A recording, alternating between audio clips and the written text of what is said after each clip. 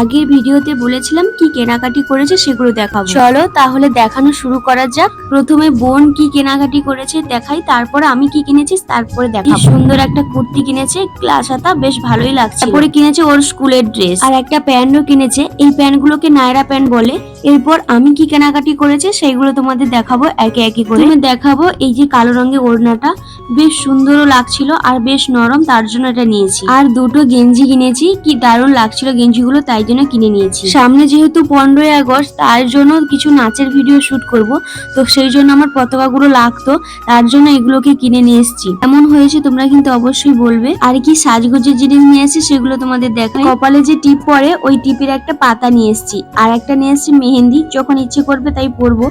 আর নিয়ে এসেছি একটা নেল পালিশ, আর একটা দেখো গলার মালা নিয়ে এসেছি। এই ছিল আজকের ভিডিও। তোমাদের কেমন লাগলো কমেন্টে জানিও। যদি ভালো লাগে অবশ্যই একটা লাইক, কমেন্ট, শেয়ার করে পাশে থেকো।